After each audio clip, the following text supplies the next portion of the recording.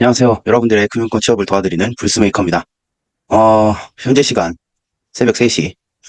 하지만 저는 이제 밤잠을 설치, 취준생 여러분들을 돕기 위해서 저도 같이 밤잠을 설치고 있다는 점 알아주시고요. 오늘은 신한은행 이제 자소서 가이드를 드리려고 이 영상을 제작하고 있고, 사실 이게 지금 9월 5일에 찍고 있는데, 사실 공고가 올라온 지는 지금 한 3일째 됐어요. 근데 제가 바빠가지고, 바로 못 올렸는데, 올려야지 하고 있다가, 어느 분께서 제 신한은행 자소서 가이드 영상을 기다린다는 말을 듣고, 제가 잠도 안 자가면서 지금, 최대한 빨리 제작하려고 이 영상을 제작하고 있습니다. 저 요청하신 분 보고 있죠? 네. 네. 덕분에, 바로 제작을 하게 돼서 감사하다는 말씀 드리고요. 본격적으로 신한은행 이제 자소서 가이드를 살펴보겠습니다. 일단 제 소개해드리면 저는 삼성증권 출신이고 2020년에 입사를 했다가 지난 2024년 2월에 퇴사를 하고 현재는 금융권 취업을 돕는 역할을 하고 있습니다. 지금 약간 밤이라서 멘트도 잘 안 되는데 금융권 취준생분들을 돕는 역할을 하고 있고요. 여기 오른쪽 상단에 QR코드 스캔하시면 제가 어떤 서비스들을 하고 있는지 자세히 확인 가능하실 겁니다. 혹시 도움 필요하시면 요 오른쪽 상단에 QR코드 스캔해보시면 도움이 되실 겁니다. 스캔을 하면 이런 게 떠요. 승고랑 크몽에서 저는 활동을 하고 있고요. 금융권 취업에 필요한 모든 과정은 제가 코칭을 하고 있습니다. 자소서, 그리고 인적성도 하고요. NCS죠. 인적성 필기시험하고, 그 다음에 면접도 코칭 드리고 있으니까, 각각 개별로 이제 금융권 취업하시면서 어려운 부분 있으시면 저한테 연락 주시면 제가 성심성의껏 도와드리겠습니다. 자, 신한은행, 시중은행에서 2위죠. 국민은행 다음으로 이제 시장 점유율 2위를 차지하고 있는 신한은행이 9월 19일 금요일까지 오후 6시까지 서류 접수를 하고요. 개인금융, 기업금융을 분리시키지 않고 일단 통합으로 뽑아서 배치를 시킬 것 같습니다. 상반기에도 그랬고, 그래서 총 3자릿수당, 상반기에는 2자릿수였는데 하반기에 채용 규모가 확대가 됐습니다. 지난 영상에도 말씀드렸듯이, 정부가 이번에 하반기에 이제 금공채 시작할 때 이제 뉴스를 보신 분들도 있을 텐데, 금융권의 채용 규모를 확대해라. 이런 압박 아닌 압박을 해놨기 때문에 이번에 하반기에 은행이고 증권이고 카드고 보험이고 상반기보다는 채용 규모가 확대될 것입니다. 이 점 참고하시고, 그러니까 금융권 취업 준비를 희망하시는 분들은 이번 하반기에 꼭 들어가셔야겠죠. 내년에 어떤 상황이 벌어질지 모르기 때문에. 그리고 아마 또 올해 하반기에 규모가 늘어나기 때문에 상반기는 규모가 줄어들 거예요. 높은 확률로. 그렇기 때문에 꼭 이번 하반기에 가셔야 된다는 점 강조를 드립니다. 그리고 지난 상반기 기준으로 이제 서류 합격자들 평균 스펙을 보면 학점은 3.5에서 4.0이었고 자격증은 투은사나 신분사가 있었고요. 어학은 OP, IH거나 토익 800 이상이거나, 그리고 인턴 경험은 없다고 응답한 사람이, 그러니까 응답한 서류 합격자가 57%로 있는 서류 합격자들보다 많았어요. 그러니까 인턴 경험은 꼭 필요가 없었다는 점 참고하시기 바랍니다.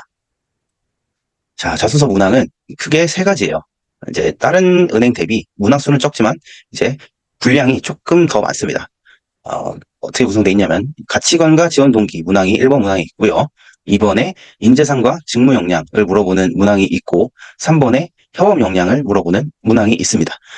분량은 1번이 제일 많아요. 1,500장. 그러니까 1번 문항이 가장 중요하기도 하고, 그리고 이제 분량 배치가 가장 많은 걸 봐서는 1번 문항이 제일 중요하다. 이렇게 말씀드릴 수 있고요. 그 다음에 2번, 3번은 각각 천자로 동일합니다. 그러니까 1번이 제일 중요하고, 원래 자소서에는 1번 문항이 가장 중요합니다. 첫인상이 중요한 거랑 마찬가지라고 말씀드렸어요. 그래서 1번 문항은 특별히 잘 작성을 해주셔야 되고, 물론 다 잘 작성해야 되지만 1번 문항엔 더욱더 각별한 유의가 필요하다. 특별히 신경 쓰셔야 된다. 이렇게 말씀드리고 싶습니다. 밤이라 이렇게 말도 꼬이고 멘트가 잘 안 나오네요. 이해해 주세요. 자, 신한은행의 미션과 인재상 핵심 가치를 살펴볼게요. 일단 신한금융그룹과 신한은행의 미션은 따뜻한 금융입니다. 그러니까 금융으로 세상을 이롭게 한다. 약간 홍익인간의 정신을 보는 것 같아요. 그리고 뒤에서 나오겠지만 저 신한금융투자 서포터즈를 했었거든요. 2014년인가 15년인가 오래돼서 기억이 안 나는데 정확한 연도는.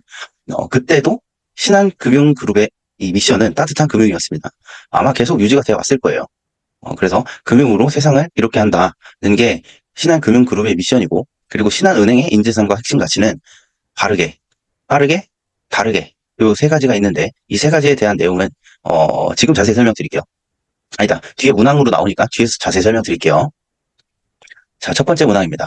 가치관과 직무 지원 동기를 같이 묻고 있어요. 2가지를. 자, 본인의 성장 과정에서 가치관 정립에 가장 크게 영향을 끼친 경험 또는 인물 등을 기술하고 은행권에서 일하고 싶은 이유를 작성해 주세요. 최대 1,500자.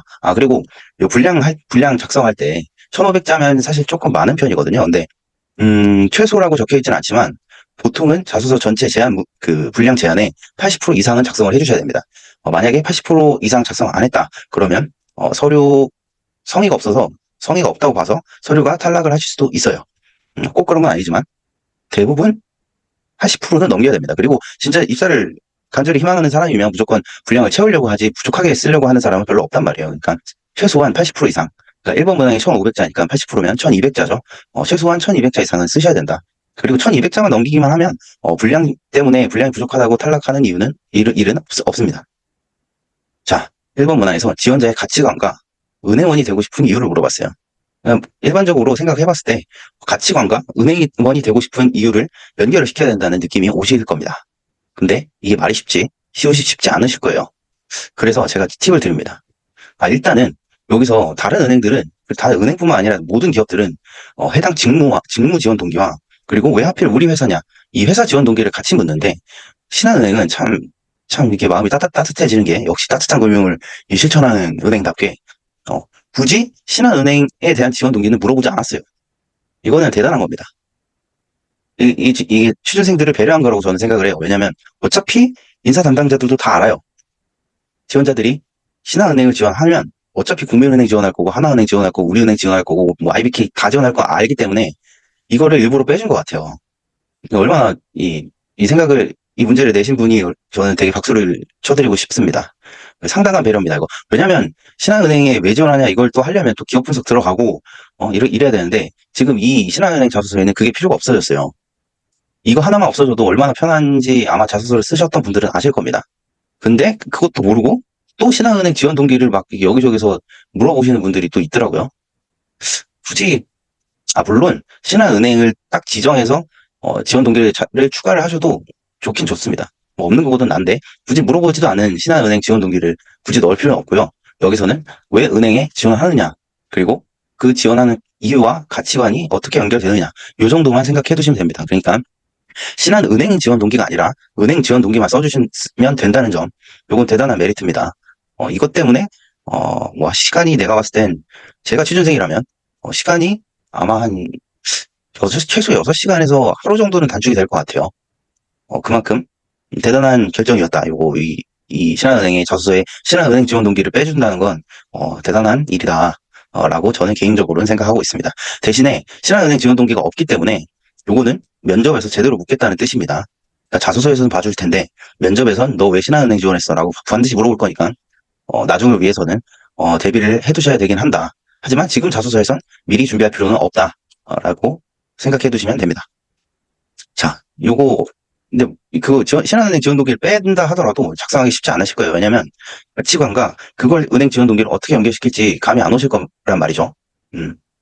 저도 이 문항을 처음 보고 이거 어떻게 연결시키지 어렵겠다 싶었는데 저는 바로 해결책을 찾았어요. 네. 그러니까 저희가 전문가죠.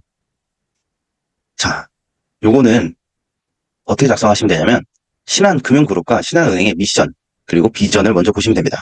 비전과 미션을 보면 답이 나와요, 바로. 자, 왼쪽이 신한금융그룹의 이 미션이고요. 요거는 신한은행의 미션과 똑같습니다.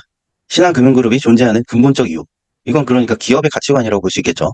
요거는 금융으로 세상을 이롭게 한다는 따뜻한 금융이에요. 그러니까 금융을 통해서 사회에 기여하겠다. 이게 신한금융이 존재하는 목적이고 신한금융그룹이 사람이라면 신한금융그룹의 가치관이 된다는 뜻입니다. 그러니까 당연히 1번 문항에서 작성을 하실 때 어떻게 해야 되냐. 이 가치관을 차용하시면 돼요. 신한은행의 미션이 따뜻한 금융이기 때문에 요 1번 문항에 대한 가치관의 작성 방향도 당연히 따뜻한 금융과 관련된 게 나오면 모범 답안이 되는 거예요. 예를 들면 상생이거나 헌신, 봉사 이런 남을 돕는 거와 관련된 내용들을 가치관으로 제시를 해주시면 아주 모범적인 답안이 됩니다. 근데 다만 모범 답안이란 뜻이지 이게 정답이란 뜻은 아닙니다. 하지만 이 출제자의 의도는 아마 이거였을 거예요. 그래서 이 출제자의 의도를 잘 파악해야 또 자소서 합격 확률이 올라갑니다. 그래서 이 출제 의도는 사실 명확하다. 정답은 아니지만 정답에 가까운 방향은 이 따뜻한 금융과 관련된 금융을 통해서 이제 세상과 사회를 이롭게 한다는 이런 가치관을 본인의 가치관이라고 어필을 해주시면 됩니다. 자, 구체적으로 어떻게 하나 볼게요. 자, 어필할 가치관은 따뜻한 금융과 관련된 이제 사회 공헌, 상생, 헌신, 봉사 이런 키워드가 들어가면 좋다고 말씀드렸어요. 저라면 이렇게 했을 것 같아요. 은행 아르바이트 인턴을 하면서 어르신 고객을 도왔던 적이 있습니다. 중약하고 뭐 이런 한 뭐 걸 도왔겠죠. 그 다음에 이건 비록 사소한 일이었지만 그 어르신 고객님께 큰 감동을 드릴 수 있다는 점에서 은행원 직무의 매력을 알게 됐습니다. 그래서 나도 은행원이 돼서 대단하진 않지만 사소한 일이라도 고객님께 금융을 통해서 도움을 드릴 수 있는 보람을 느낄 수 있다면 좋겠다 싶어서 은행에 지원하게 됐습니다. 라고 작성을 해주신다면 아주 모범 답안이 되겠죠. 근데 만약에 은행 아르바이트나 인턴 경험이 없어요. 그래도 상관이 없습니다. 남을 도왔던 경험을 어필을 해주시면서 은행원이 되겠다는 식으로 연결을 시켜주셔도 됩니다.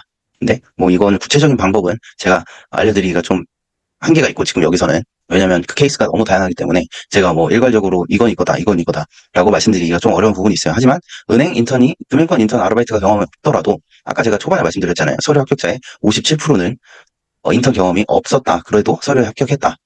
그래서 꼭 금융권 인턴이 아니더라도 아르바이트가 아니더라도 다른 아르바이트나 하면서 고객을 도왔던 경험들이 분명히 많으실 거예요. 그 경험들을 차용해서 나는 이런 경험을 통해서 남을 돕는다는 거의 가치가 얼마나 숭고하고 뜻깊은 일인지 알게 됐다. 은행원은 비록 금융 업무를 수행하지만 본질적으로는 금융을 통해서 남을 돕는 거라고 생각한다. 그렇기 때문에 은행원으로 직무를 수행하면서 고객들을 돕고 싶다. 라는 식으로 작성을 해주신다면 이것 또한 좋은 자소서가 될 수 있겠죠. 자, 2번입니다. 2번에서는 이제 인재상과 직무 역량 두 가지를 묻고 있어요. 문항을 볼게요.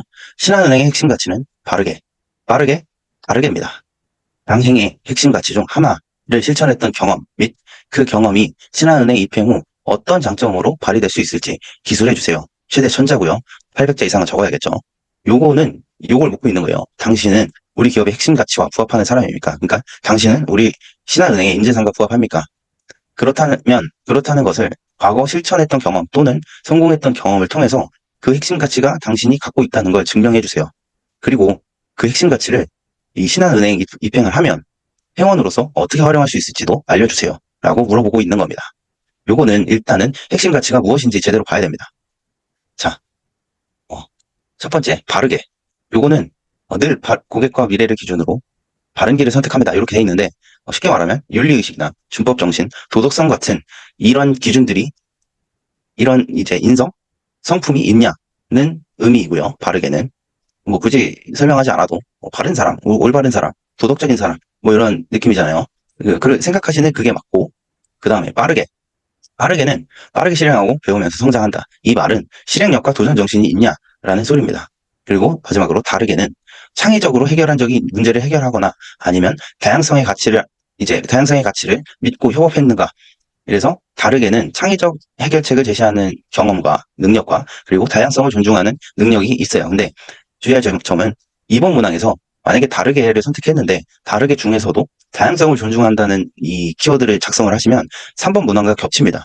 뒤에서 말씀드리겠지만 3번 문항에서 협업 역량에 대한 문항이 있기 때문에 이 다르게에서 다양성 존중 부분은 이번에선 언급 안 하시는 게 낫다. 아니 언급하지 마셔라 라고 말씀드리고 싶어요. 이거 아니더라도 지금 빠르게 다르게 해서 키워드가 하나 둘 셋 넷 다섯 6개나 있기 때문에 이 키워드들 중에서 과거에 본인이 어떤 이제 유의미한 결과를 도출했거나 성과를 냈거나 아니면 뭐 어떤 입상 기록이 있거나 구체적인 성과 수치로 나타낼 수 있는 결과가 있거나 이런 경우가 있으면 이 키워드를 그 경험에 연결시켜서 작성을 해주시면 됩니다.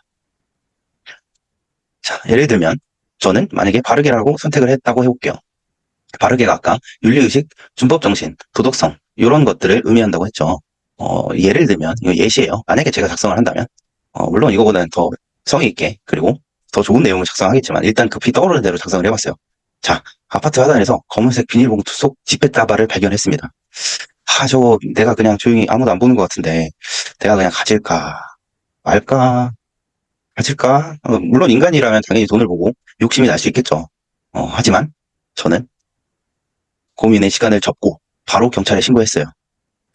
뭐 중략하고 뭐 과정을 서술하겠죠. 그 다음에 결론 부분에 결국 돈의 주인을 찾았고 그 돈의 주인에게 사례금을 받았지만 그 사례금을 받았던 기쁨보다는 나는 그 남의 돈을 가로채지 않고 경찰에 신고를 했다는 떳떳함과 그리고 그 돈의 주인을 찾아줬다는 보람이 더욱더 큰 기쁨으로 다가왔습니다.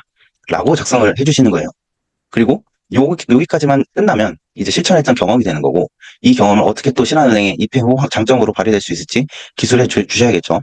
이러면 당연히 은행원으로서 이제 윤리의식과 준법 정신, 도덕성이 있어야 되기 때문에 저는 이처럼 고객의 돈을 소중하게 여기고 고객의 돈을 탐내지 않는 역량을 갖고 있습니다. 이 역량을 바탕으로 고객을 응대하면서 고객의 돈을 소중히 여기고 고객에게 최선의 서비스를 제공하기 위해서 노력할 것이고, 그리고 모든 돈도 소중하게 여길 거기 때문에 작은 돈이나 큰 돈이나, 그러니까 작은 돈을 맡기는 고객이나 큰 돈을 맡기는 고객이나 똑같이 소중하게 대할 것이며, 이 행동이 비록 초반에는 뭐 작은 금액을 유치하는 성과를 낼 수 있겠지만, 결국엔 이러한 행동들이 이러한 가치관을 바탕으로 한 저의 행동을 바탕으로 한 죄송해요, 말이 꼬였네. 자, 다시 할게요. 이러한 모든 고객의 돈을 소중하게 여기고 모든 고객을 소중하게 이제 응대를 하면 결국엔 이 행동들이 신뢰를 불러일으킬 것이고, 이 확보된 신뢰를 바탕으로 나중엔 더 큰 자산을 유치하는 은행원이 될 것이라고 확신합니다. 라고 작성을 해주시면 되는 겁니다. 이해가 가시죠? 그래서 여기서 중요한 건 이제 본인의 경험이에요, 결국. 그러니까 이 핵심 가치 중에 그 어필할 수 있는 본인의 경험이 있어야 됩니다. 그리고 그 경험은 반드시 구체적이면서 성과가 있어야 돼요.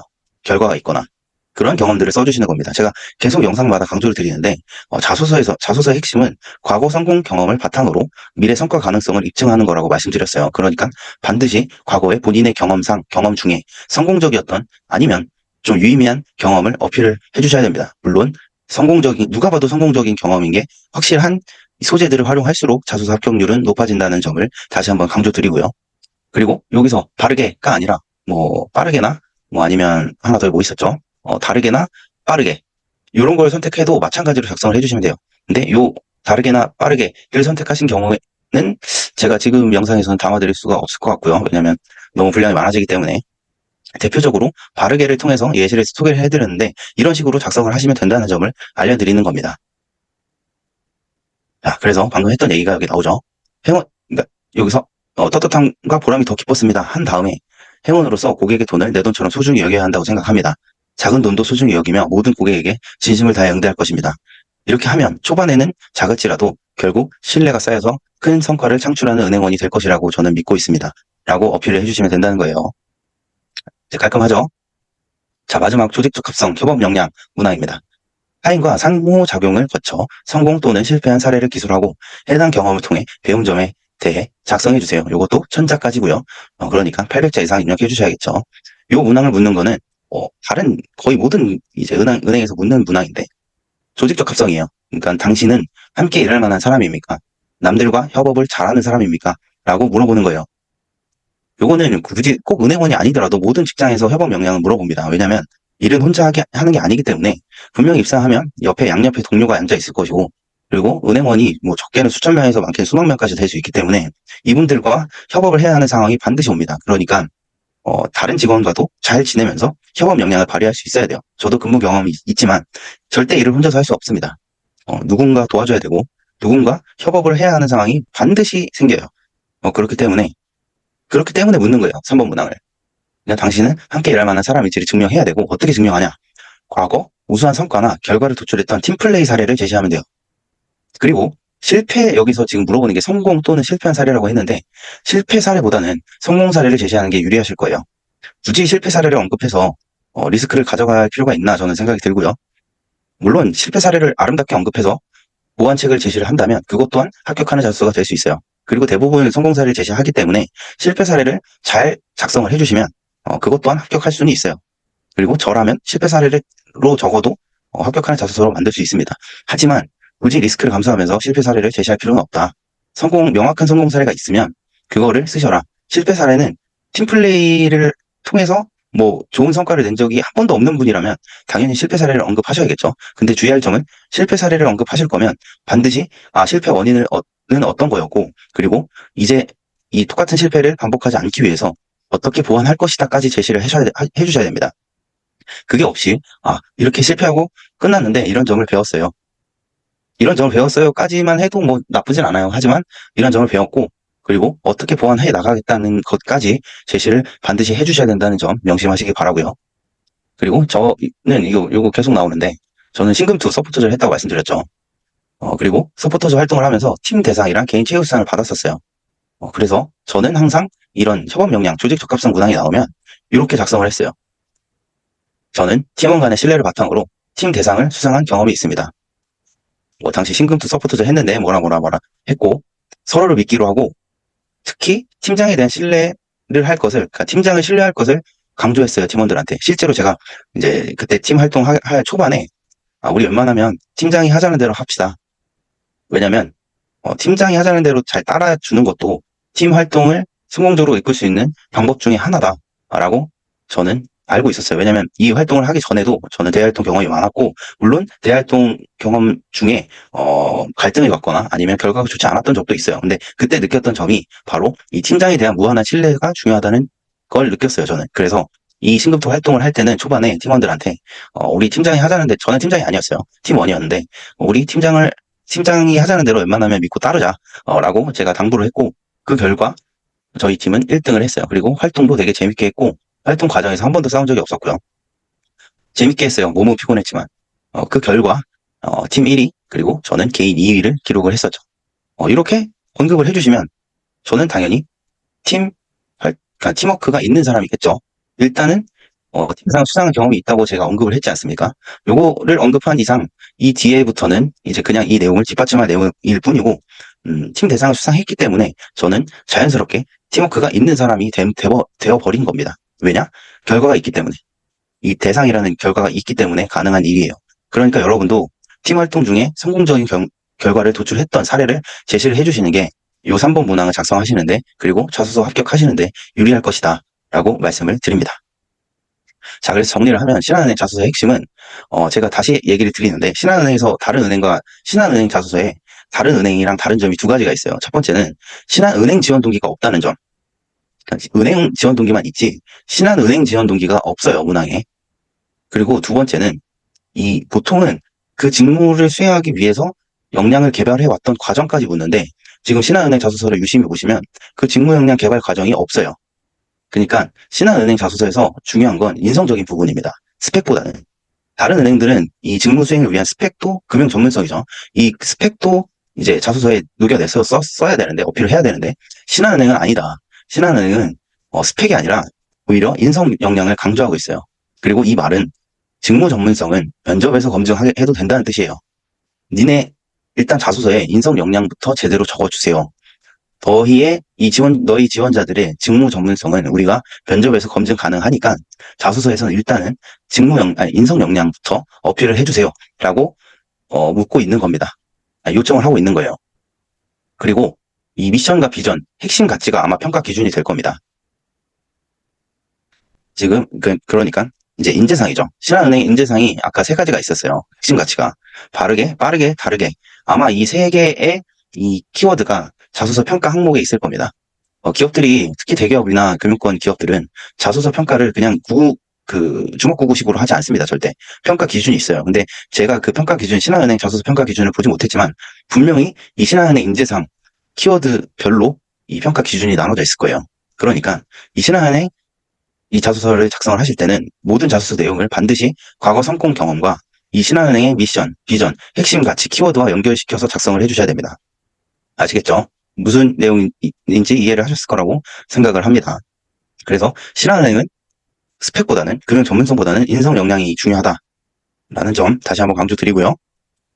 네, 저는 금융권 자소서를 전문으로 첨삭을 하고 있습니다. 물론 첨삭 외에도 이제 필기시험 코칭이나 면접 코칭도 진행하고 있는데, 일단은 지금 자소서 시즌이기 때문에 자소서 혼자 작성하기 어려운 분들이나, 아니면 한번 작성을 했는데 검토를 받고 싶다, 또는 아무리 생각을 해봐도 내가 어떤 경험을 어디에 써야 될지 모르겠다 하시는 분들은 저를 찾아오세요. 저는 아까 말씀을 했나 모르겠네. 저는 4대 은행 서류 전형에 다 합격을 했었고요. 그리고 IBK랑 뭐 다른 은행도 다 합격했고, 증권사도 저는 서류 전형에서 한 번도 떨어진 적이 없습니다. 거짓말이 아니에요. 저는 취준생 때 공채 때 서류 전형에서 단 한 번도 탈락을 하지 않았기 때문에 자소서를 잘 쓰고, 그리고 지금 첨삭을 드리면서 리뷰를 받아보면 대부분이 아니라 거의 항상 다 만족을 하셨어요. 그래서 도움이 필요하시면 저를 찾아오셔라. 혼자 끙끙 앓고 이 시간은 시간대로 쓰지 마시고. 왜냐면 지금 다수 은행이 지금 중복되는 자소서 서류 전형이 중복되고 있기 때문에, 그리고 은행뿐만 아니라 지금 증권사도 막 뜨고 있어서 시간이 없으실 거예요. 그 미리미리 작성을 해두셔야 되고, 작성할 시간이 부족하거나 막막하시면 꼭 저를 찾아오시기 바래요. 자, 오늘 영상은 여기서 마칠 거고요. 금융권 취업을 희망하시는 모든 분들 꼭 취업에 성공하셔서 억대 연봉 받아가시길 진심으로 기원하겠습니다. 다음에 더 좋은 영상으로 만나 뵐게요. 화이팅!